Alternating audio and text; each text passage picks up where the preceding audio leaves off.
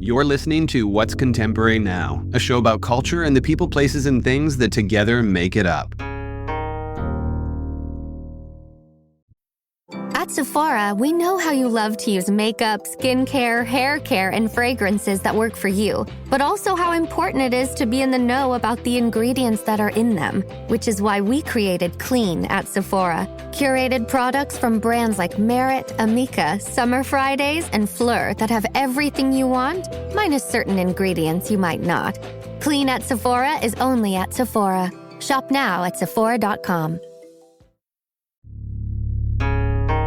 The only fashion critic to ever win a Pulitzer, Robin Givhan's impressive career started anywhere but on the path she treads today. Reporting on the then-emerging techno scene of Detroit, it was a serendipitous twist that sent her to Europe with the task to report on menswear despite her non-existent experience on the fashion front. Today, her words are both widely read and celebrated as the senior critic at large for the Washington Post, where she writes about politics, race, and the arts.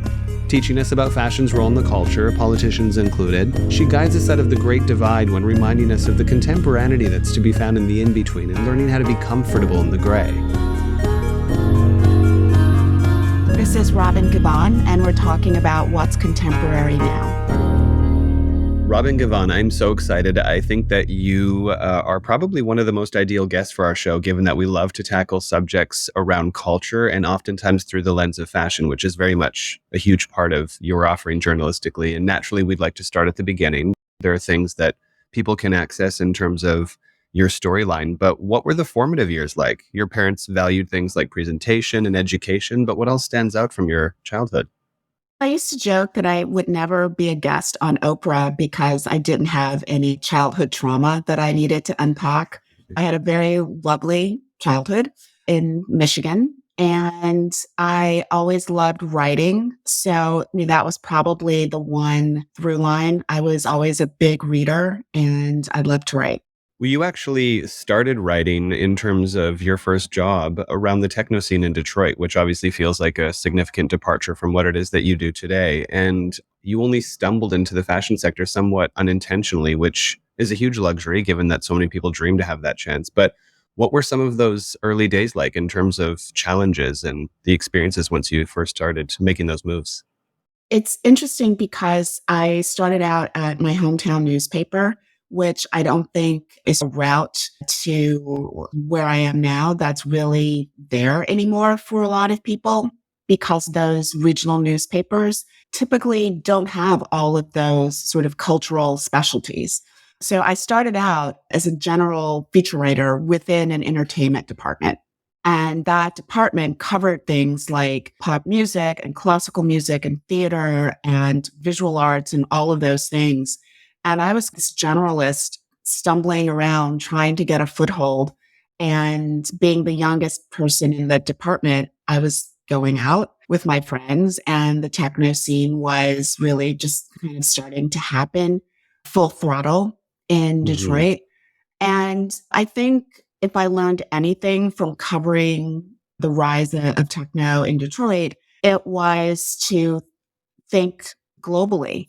Because one of the things that a lot of those guys would say was that techno was sort of this underground-ish kind of scene in Detroit, and it was relatively small.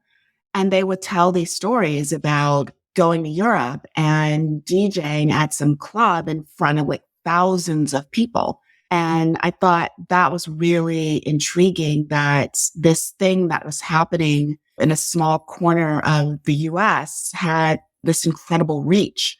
And I think a lot of times that happens with fashion, that there's this sort of little tribe of people who are engaged in something that they're very passionate about. And you just never know the reach of that and how far it will extend, the impact that it'll have. And it's just fun to dive into those little subcultures. Absolutely. And once you found yourself in that new sector where you were traveling, I think it was menswear that you started reviewing at the beginning. What was that shift like? I would think it's somewhat jarring, given that the nightlife and techno are probably a bit different than dealing with fashion PR in Europe at that time. I would say that, yeah, night and day. But you know what? I loved covering menswear, and menswear was a very gentle entry point into fashion. because, back then, the, Mesozoic era, menswear was a really small part of the industry.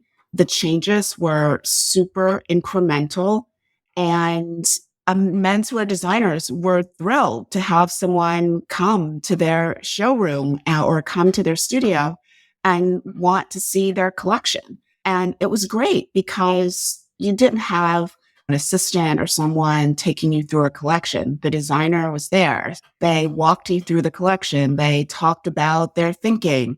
I learned a lot about just how clothes are produced. And I learned a lot about fabric and construction and just how the fashion industry worked.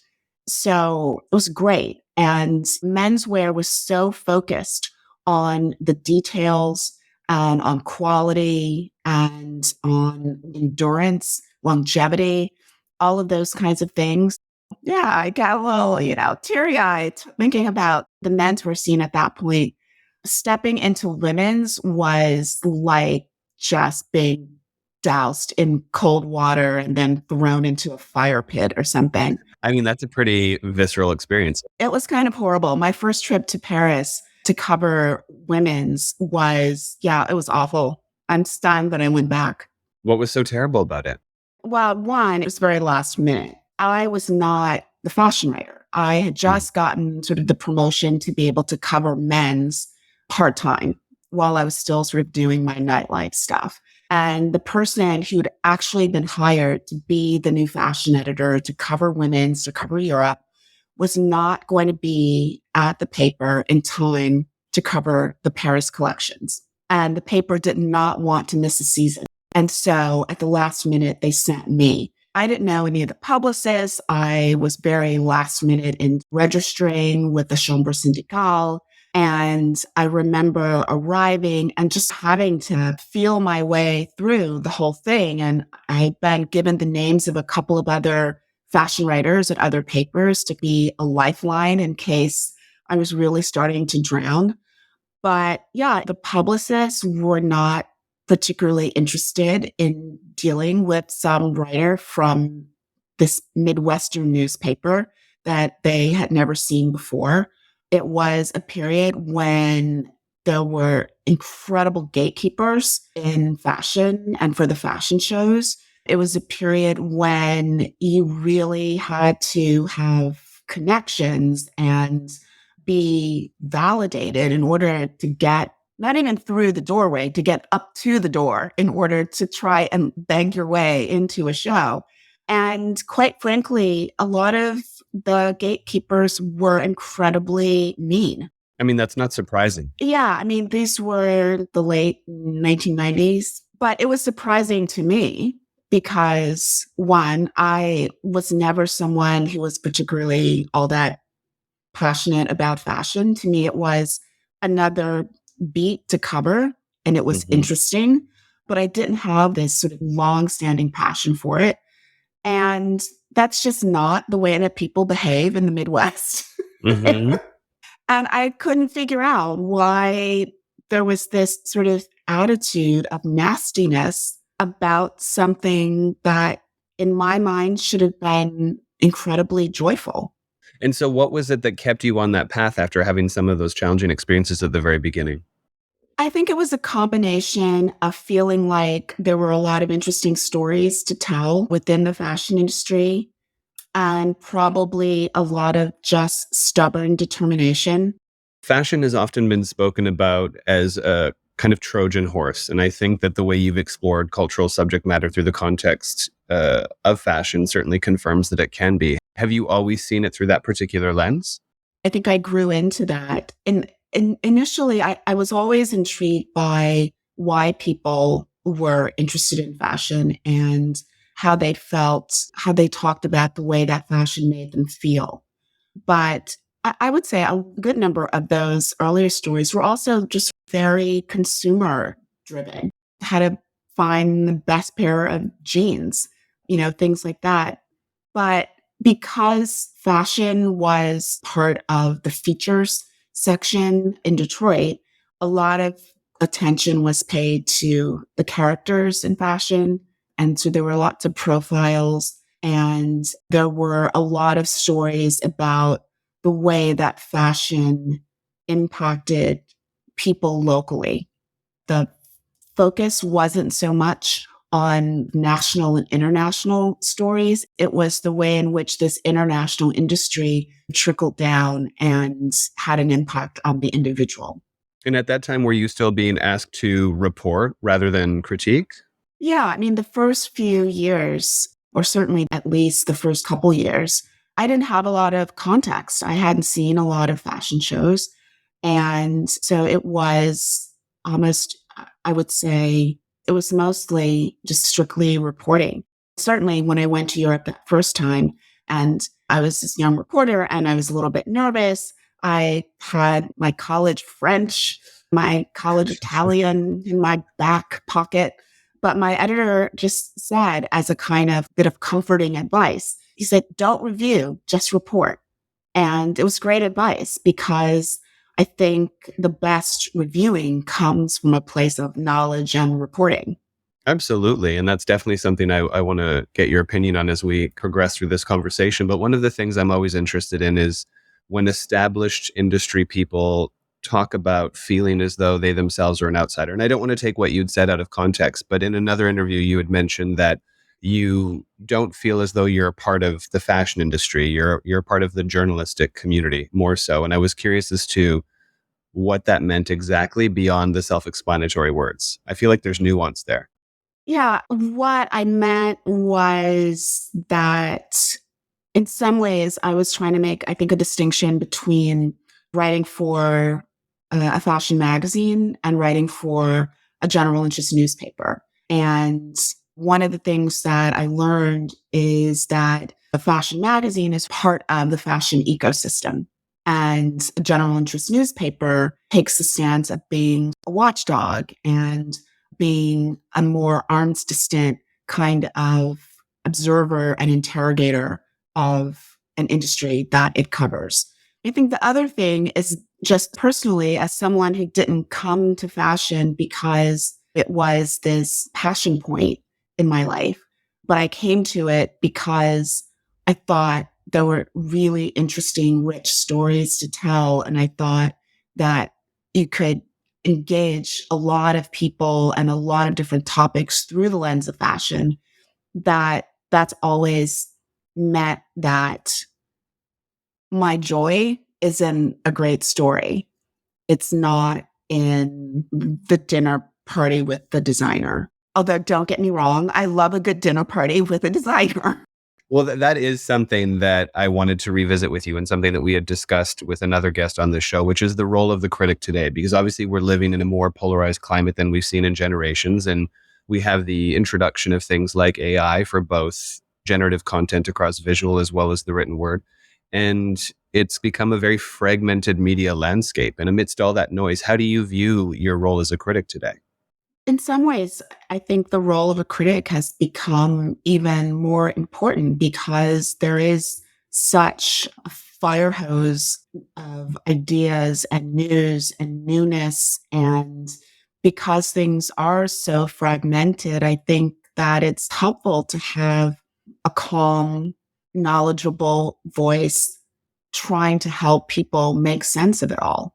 And a voice that doesn't have, what's that phrase? Like a horse in the race, a dog in the show. I don't know. That doesn't. A dog in the fight. A dog in the fight. Thank you. To have someone who doesn't have a dog in the fight, because yes, you can get an incredible amount of information from a vast array of sources, but arguably the vast majority of those sources have a dog in the fight. It's true. And that's another thing that we're seeing in the sort of world of new media is these social media accounts where people are heavily engaged and have impressive audiences, and they're sharing their commentary across collections, shows, fashion moments at red carpet, or whatever it might be. And while that's not necessarily a danger to the public, it's generally entertaining and arbitrary without the point of reference that someone such as yourself or your contemporaries might have in terms of the grasp on history and proper context across what the fashion industry has been made up until present day. How important do you think it is to have that historical understanding when reporting in something like fashion journalism? I don't think that you need to have a PhD in fashion history. I certainly don't. But I do think that you have to have a willingness to report out the backstory or Mhm. to report out that context. You know, a lot of times people want to ask me about something that is historical in fashion. And I always say to them, I'm not a fashion historian.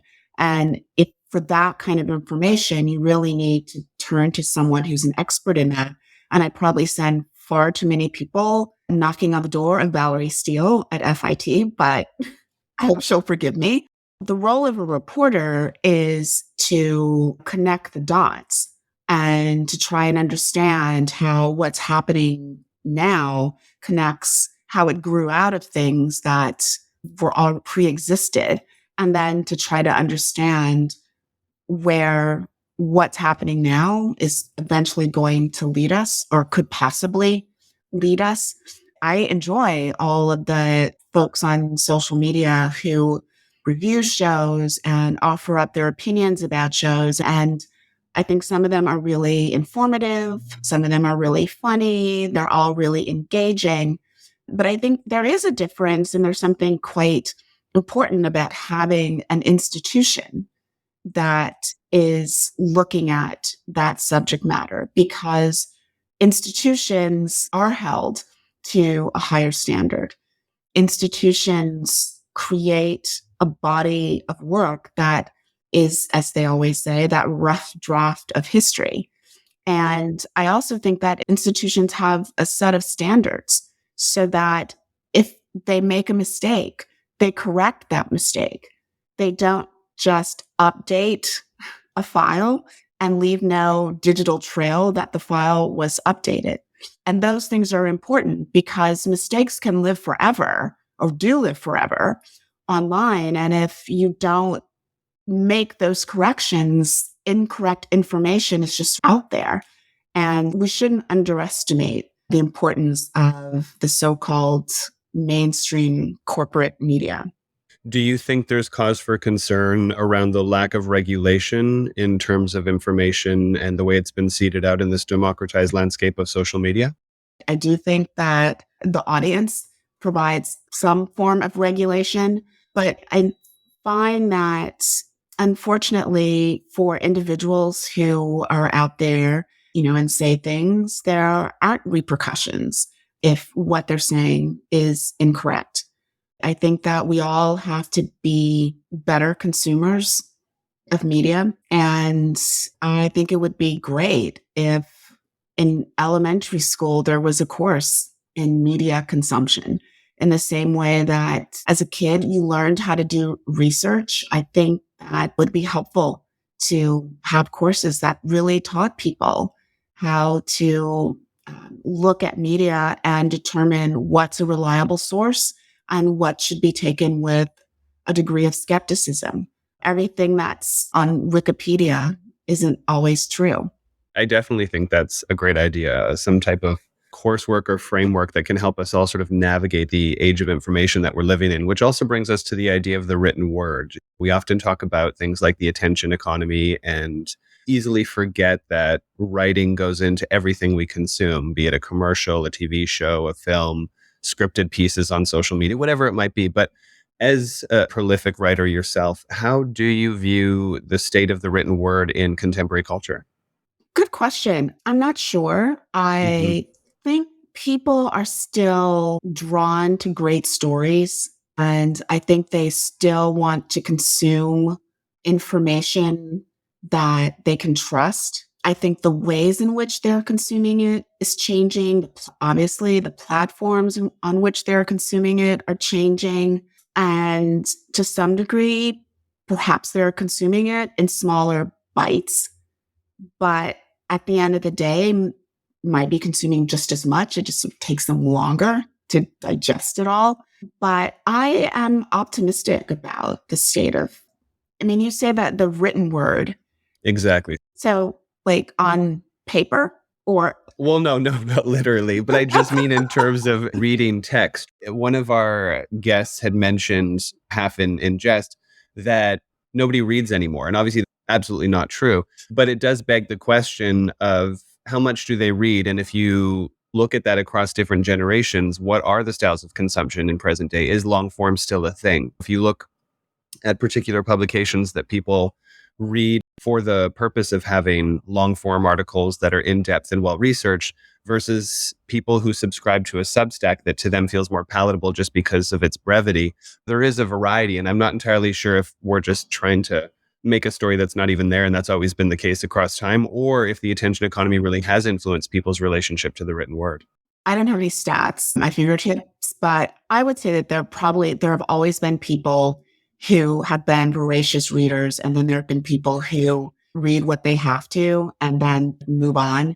I suspect that moving forward, there will probably be fewer people in that middle area, sort of like a bell curve, where they were the folks who occasionally they keep hearing about this great book that's on everybody's top 10 list and they'll go and pick it up.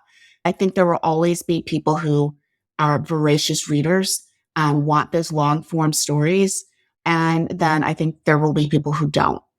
And I think the middle will disappear.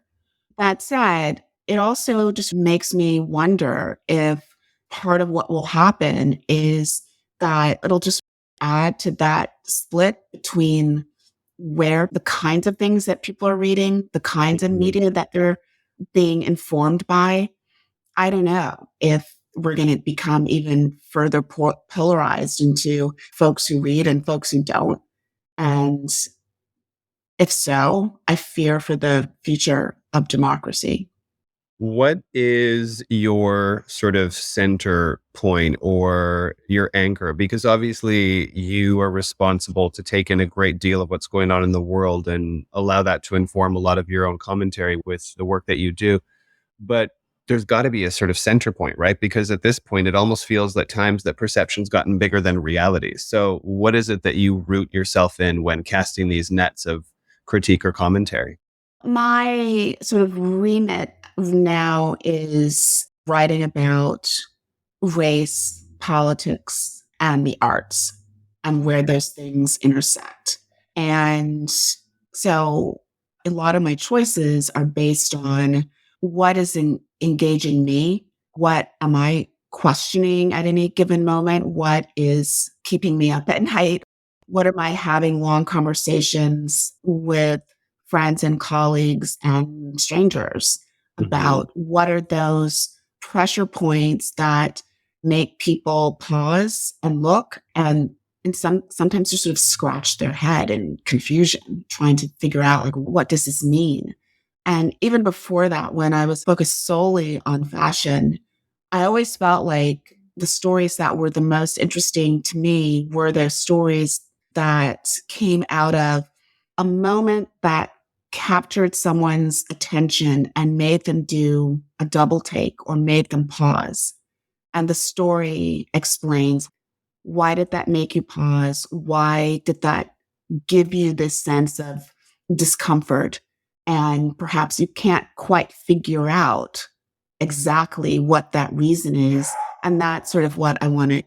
To me, it's always those gray areas. And because of that, I like to think that what I write about is a place where people can have a conversation and perhaps speak across those boundaries that separate them.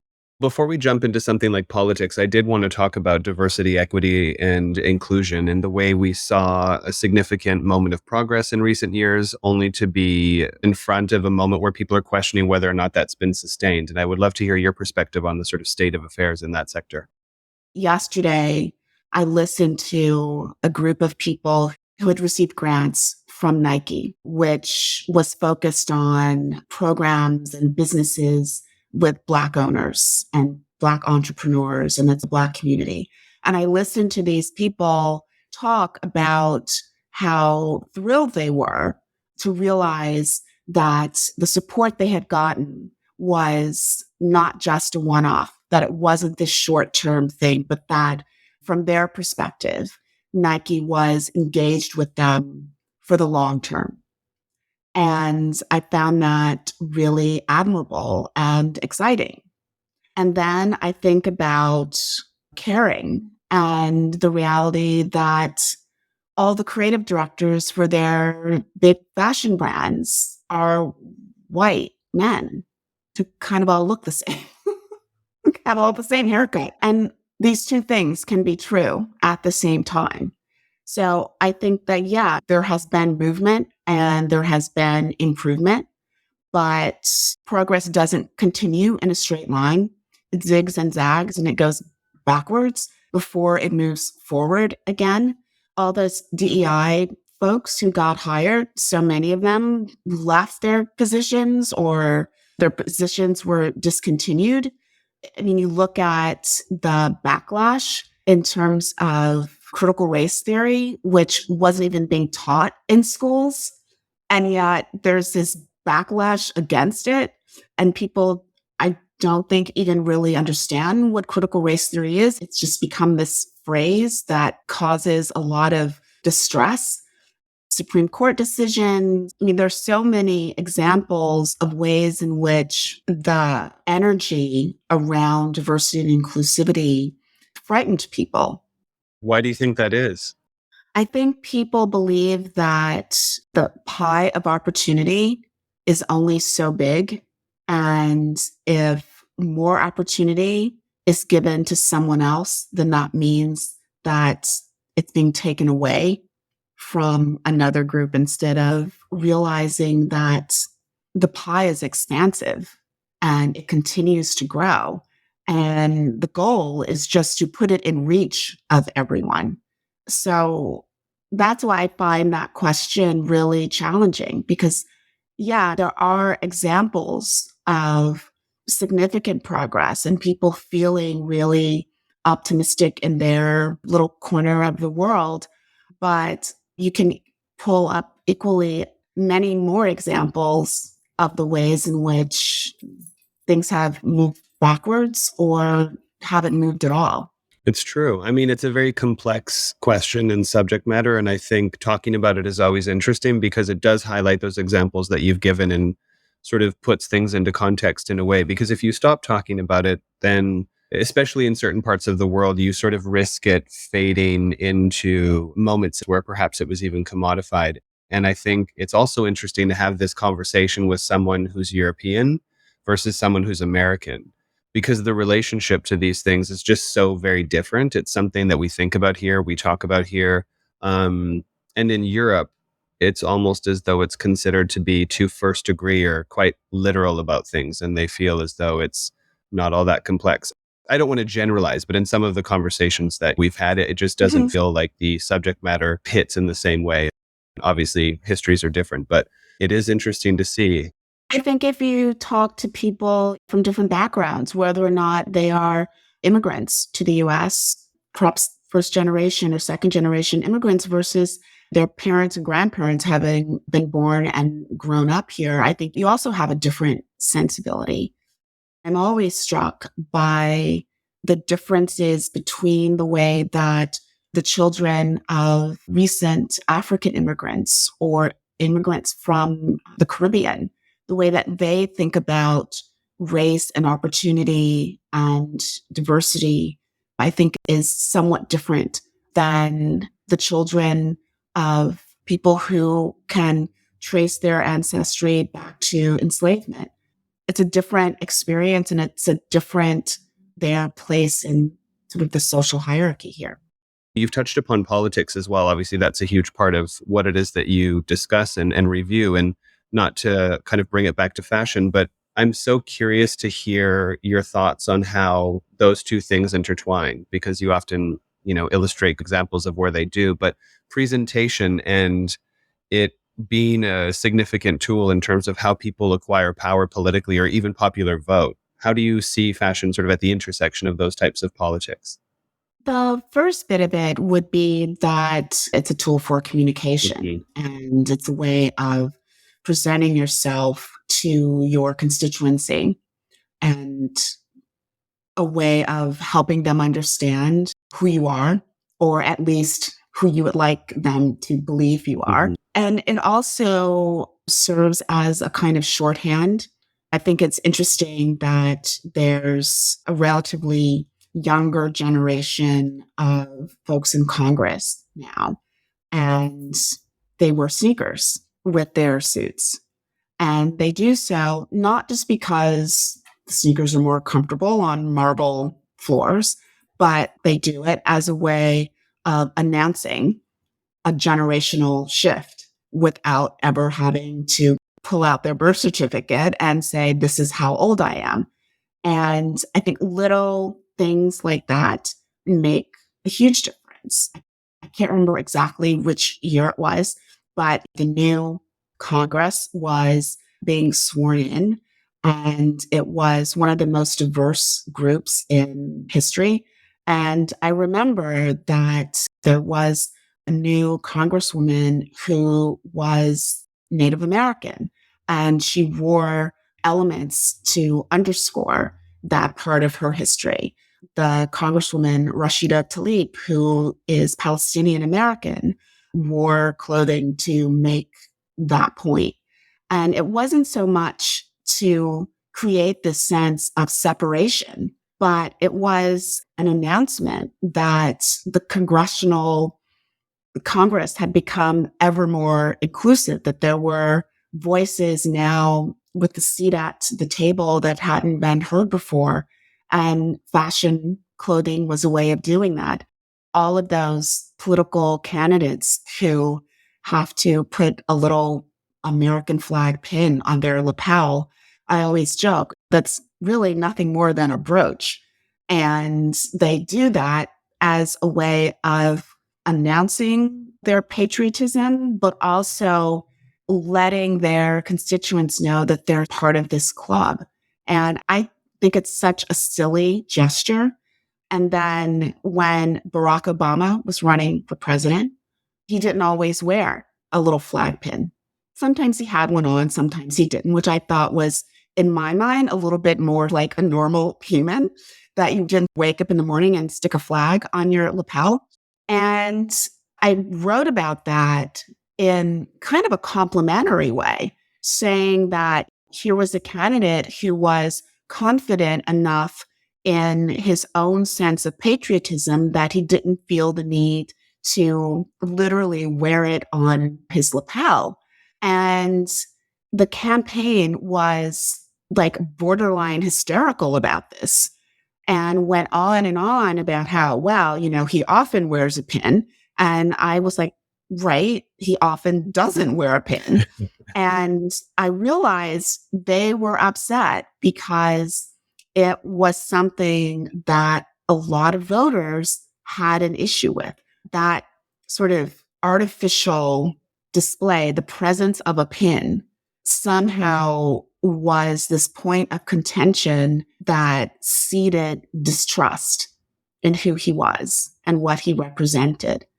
And I'm always reminded that the symbolism in fashion in the realm of politics is really powerful. It's the rolling up of the shirt sleeves to signal, okay, I'm going to talk honestly to you now.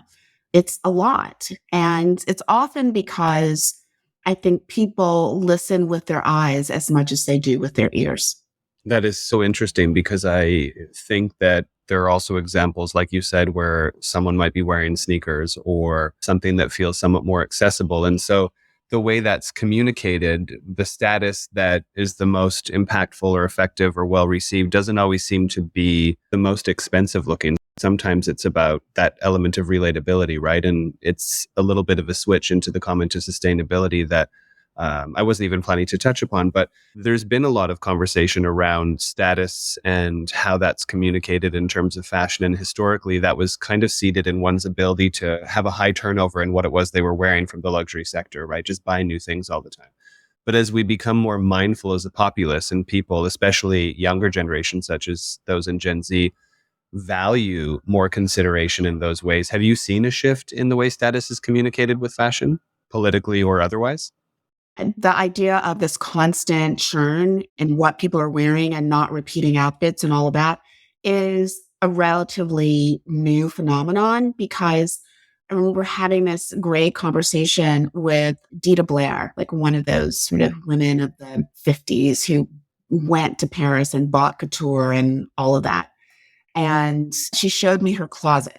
And it was a beautiful closet, but it was not overstuffed with clothing. It was full of exquisite clothing. And one of the things that she had said was that when she would buy couture, she would constantly upgrade it, right? She would constantly change it a little bit from one season to the next. And so as she matured, the clothing matured with her. And she didn't throw it away. She didn't give it away. She just went to the tailor and had it altered to fit her new lifestyle. And I thought that was really such a far cry from the impact of social media, where you didn't really wear it unless you wore it on Instagram. And once you wore it on Instagram, you couldn't wear it again. And I know I'm alone in this, and I'm going to say it anyway. I'm not a fan of the rental economy. I'm not a fan of Rent the Runway, because I feel like it perpetuates this idea that you have to have something new and different.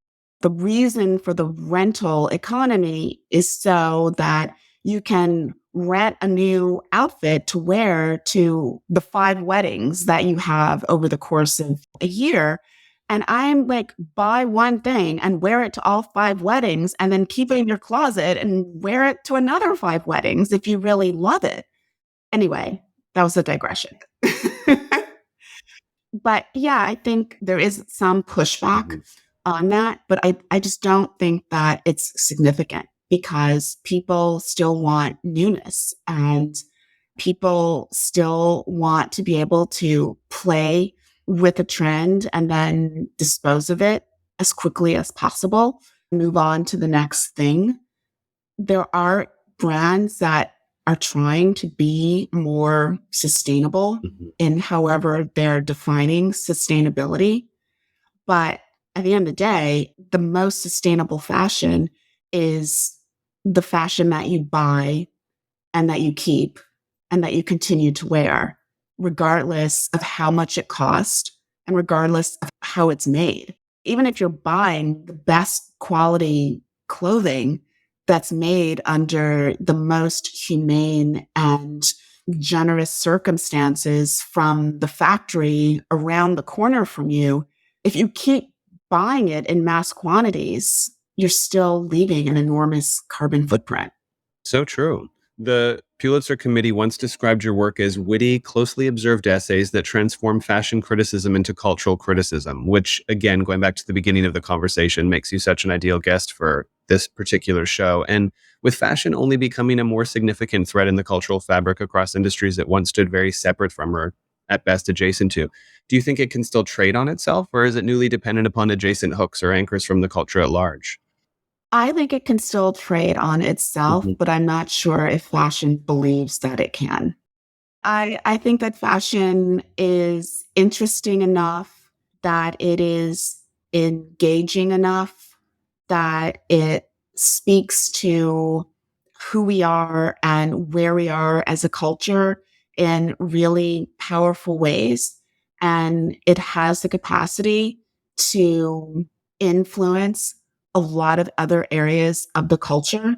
But I think that fashion still doesn't quite believe that about itself, and still feels like it needs the sign off of the film industry or the music industry or sports to somehow validate it and make it more relevant.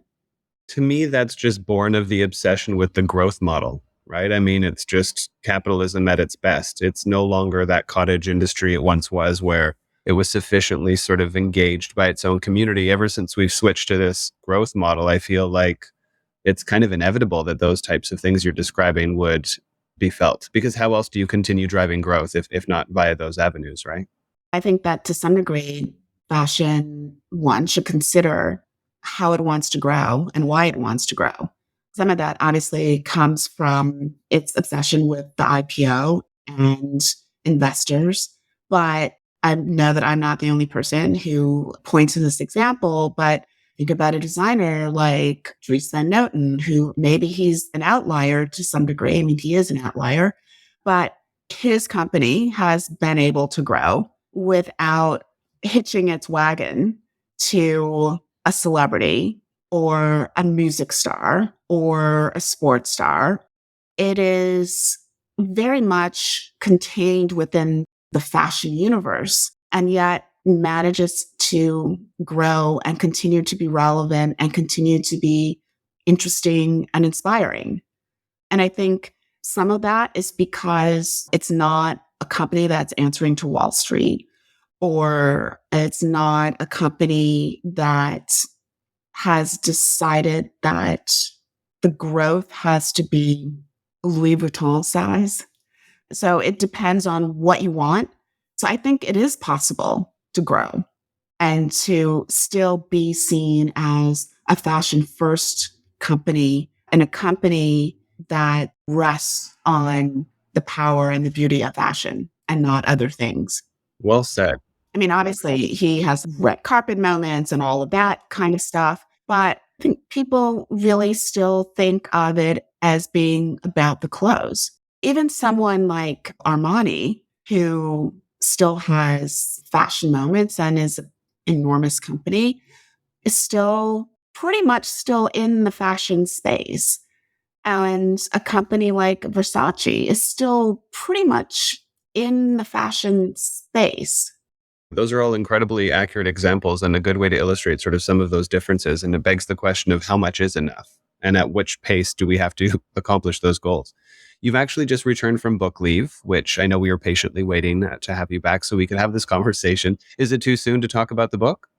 The book is about Virgil Abloh's impact on fashion and the way that fashion changed to allow someone like Virgil to really flourish. And when I say someone like Virgil, I mean someone who didn't have a specifically fashion background, but also someone for whom the design of the clothes wasn't as important as the stories and the meaning that the clothes conveyed. And you've always been a fan of the importance of narrative. Yeah, I have. I freely admit that I have not always been a fan of Virgil's work because I tend to feel that sort of the best storytelling comes when the fashion is as well thought out and crafted as the narrative that you're putting it into. But yeah, I think he is an interesting person because of the way in which he really rallied a community around him, but also just around itself. He really did. Where and when can we look forward to picking up that book? Well, I'm in that limbo that writers love when they've sent in the draft to their editor and they're waiting expectantly for notes, but hopefully later this year. Amazing. And we can't let you go before asking the namesake question. What is contemporary now? Oh my gosh, what is contemporary now? I would say what's contemporary now is being comfortable in the in-between spaces, being comfortable in the gray area. I love that, especially at a time where the world is so polarized. I think that's such a valuable bit of advice. We'll see, hopefully. Someday it'll be less polarized. That is the hope and definitely the dream. But thank you again for your time. It was such a pleasure and an honor. So thank you again. Thank you for having me. Thanks for tuning in to this episode of What's Contemporary Now. A special thanks to our show's producer, Cheyenne Asadi, who makes it all possible. Audio post-production by Griffin James, with original theme music by Joseph Top Miller and Chase Coughlin of The Black Soft, and visual design by Aaron Meager and Graham Prentice. Subscribe now to be the first to catch new episodes every week, and if you've enjoyed listening, we'd love to hear from you. Leave us a review and let us know your thoughts. Your feedback helps us improve and reach more listeners like you. Follow us on Instagram, Threads, and LinkedIn for additional content and join the conversation around what is contemporary now.